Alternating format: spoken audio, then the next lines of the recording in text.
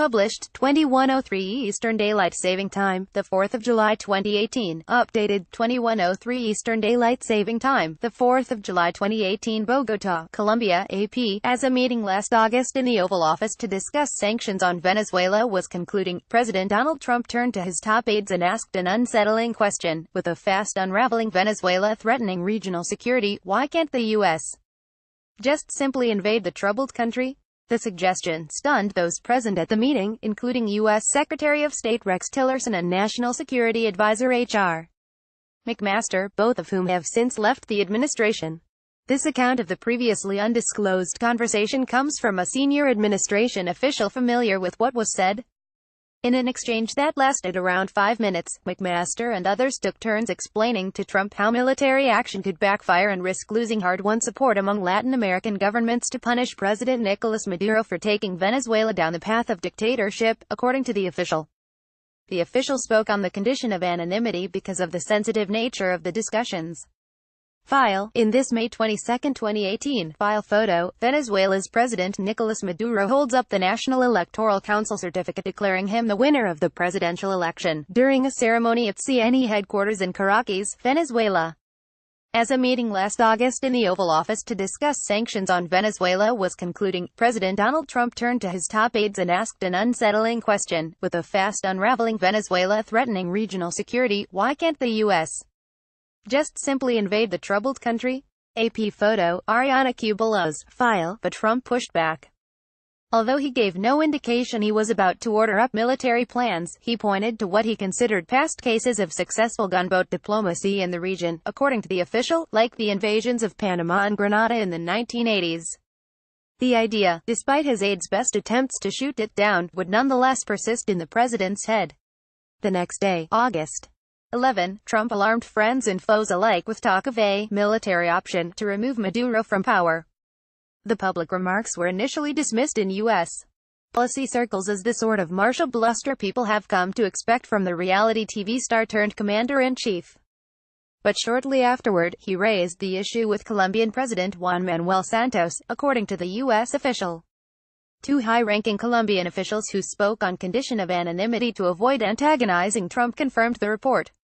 Then, in September, on the sidelines of the UN General Assembly, Trump discussed it again, this time at greater length, in a private dinner with leaders from 4 Latin American allies that included Santos, the same 3 people said, and Politico reported in February.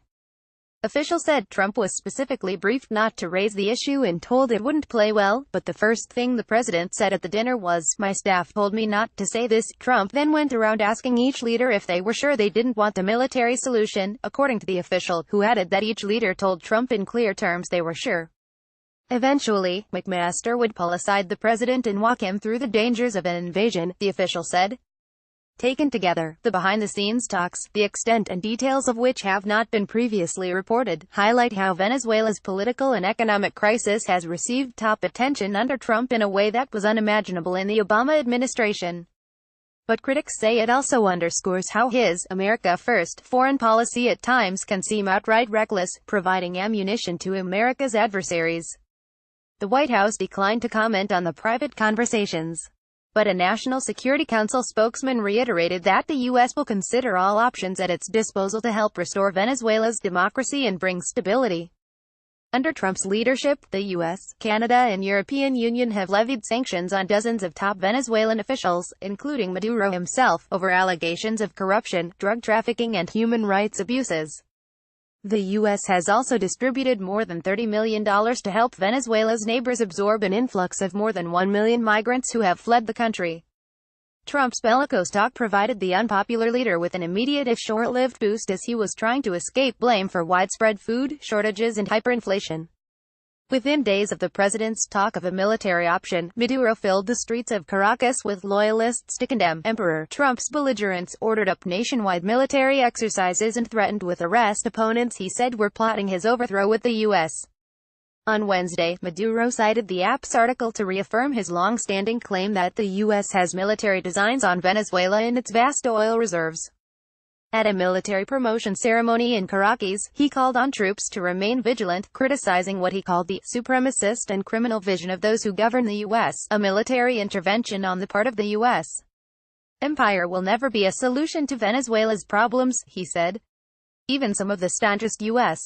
allies were begrudgingly forced to side with Maduro in condemning Trump's saber-rattling. Santos, a big backer of U.S. attempts to isolate Maduro, said an invasion would have zero support in the region. The Mercosur trade bloc, which includes Brazil and Argentina, issued a statement saying, the only acceptable means of promoting democracy are dialogue and diplomacy, and repudiating any option that implies the use of force. But among Venezuela's beleaguered opposition movement, hostility to the idea of a military intervention has slowly eased. A few weeks after Trump's public comments, Harvard economics professor Ricardo Hausmann, a former Venezuelan planning minister, wrote a syndicated column titled D-Day Venezuela, in which he called for a coalition of the willing, made up of regional powers and the U.S. to step in and support militarily a government appointed by the opposition-led National Assembly. Mark Firestein, who oversaw Latin America on the National Security Council during the Obama administration, said that strident U.S. action on Venezuela, however commendable, won't loosen Maduro's grip on power if it's not accompanied by pressure from the streets. However, he thinks Venezuelans have largely been demoralized after a crackdown on protests last year triggered dozens of deaths, and the threat of more repression has forced dozens of opposition leaders into exile. People inside and outside the administration know they can ignore plenty of what Trump says, Firestein, who is now a senior advisor at the Albright Stonebridge Group, said of Trump's talk of military invasion of Venezuela. The concern is that it raised expectations among Venezuelans, many of whom are waiting for an external actor to save them. Associated Press writer Jill Colvin in Washington contributed to this report. Follow Goodman on Twitter, https://twitter.com/app Josh Goodman. Sorry, we are not currently accepting comments on this article.